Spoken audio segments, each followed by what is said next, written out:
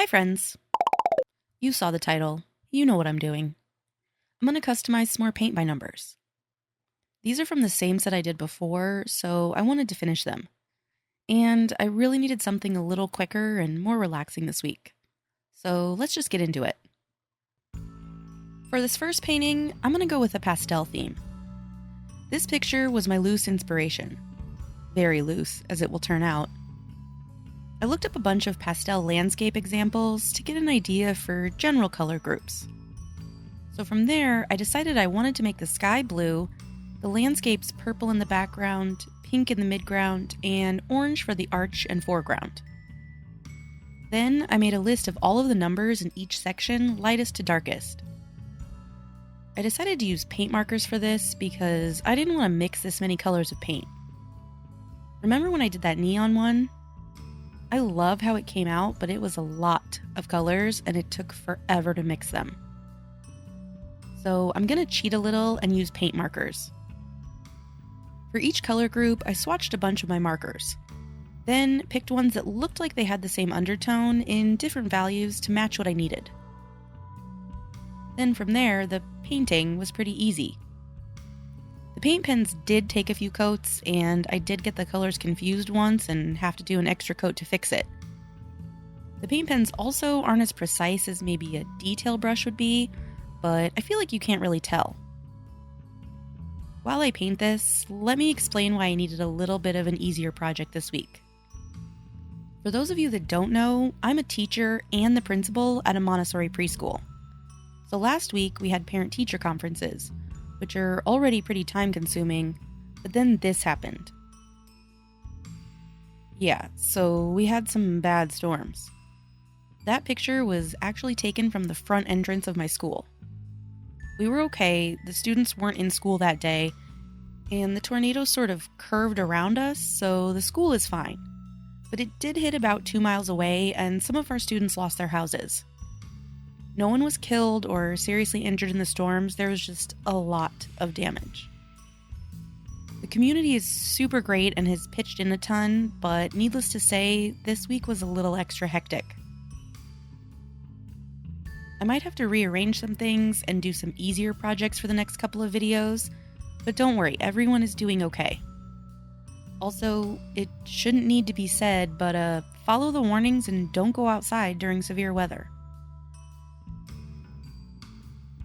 So with that, this painting is done. I really like the background colors, but I'm not as sold on the oranges and browns. I think it might have looked better with a lot more coral and peachy oranges, but I had to go with what I had. The next paint by number I'm going to do is this one. The example picture is really kind of boring, but since there's not that many colors in the whole painting, I had the idea to do this with metallic paints.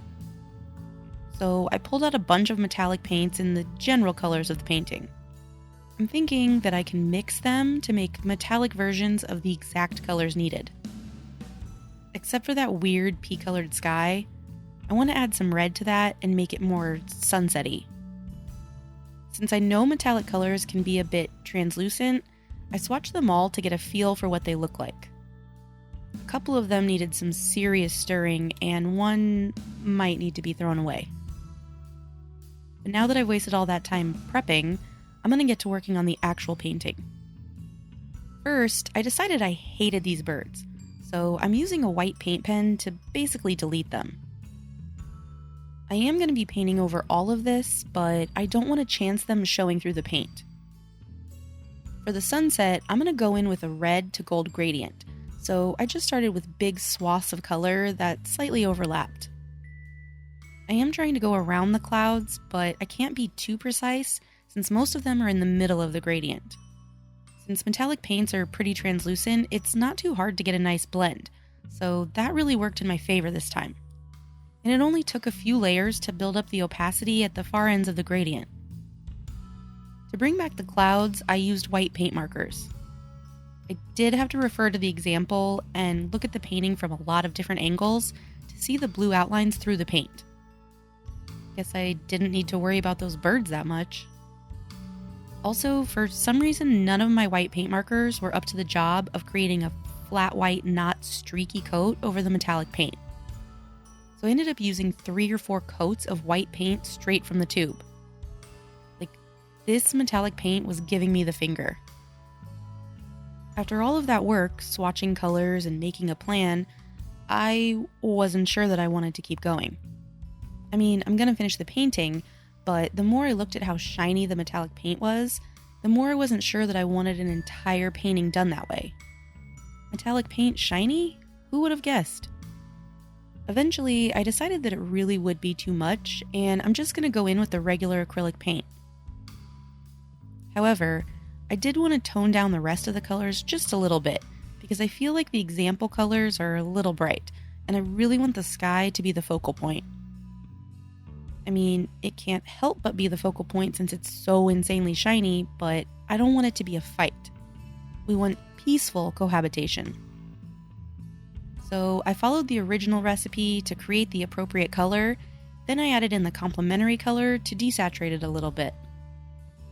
I might have desaturated the green a little bit too much since it's not looking green so much as jet freaking black. And then to darken it, I used this black paint tube left over from a craft kit, and it made it weirdly glossy. But I guess that makes it show up a little bit better against my not green. All in all, I do really like how this one turned out. For this last one, the metallic paint gave me an idea to use another sparkly paint that I have in a few different areas. I still wanted to change the colors a little bit because, well, I just wanted to. I felt like the iridescent paint would go really well with a cool colored painting. Cool like the undertone, not like its personality. So at first I thought about a grayscale and just the water being blue, but that was kind of boring. Then I was playing around with a photo editor on my phone and came up with this.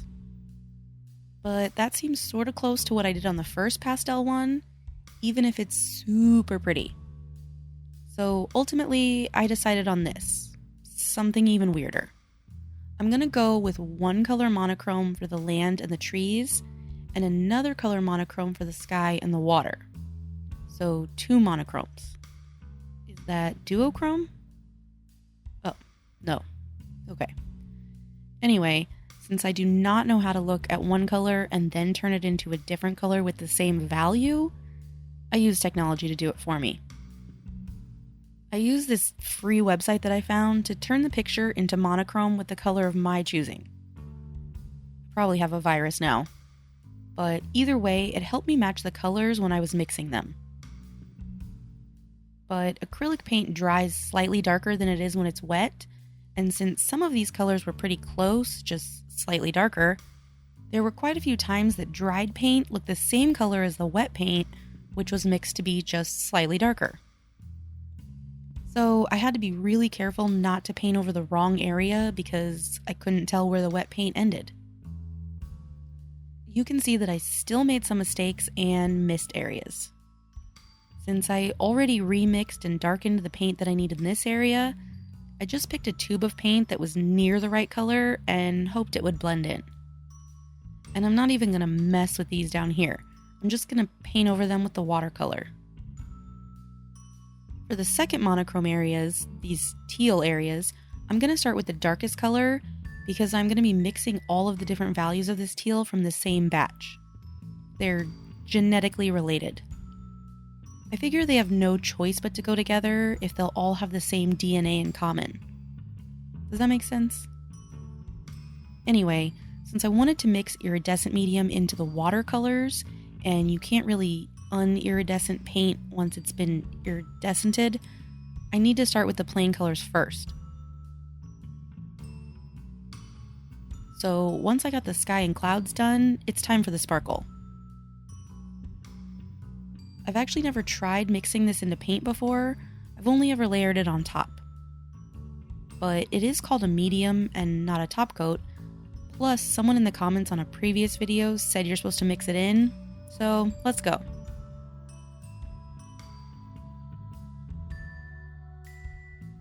And it really doesn't seem to be showing up at all. I tried adding more medium, but other than that, I'm not sure what to do. so let's just keep going. Maybe when it dries, it will sparkle more.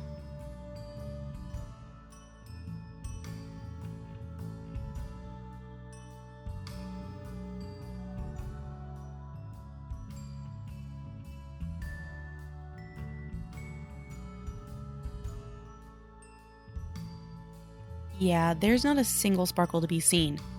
I think the paint is basically covering all of the little sparkle granules or something.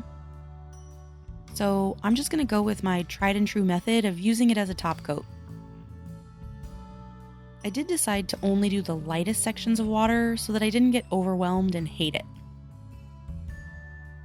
With it all said and done, I do really like this one, but I'm still not sure about that iridescent part. So that's all for this week and for this kit. What do you think? Thanks so much for watching, and I'll see you next time.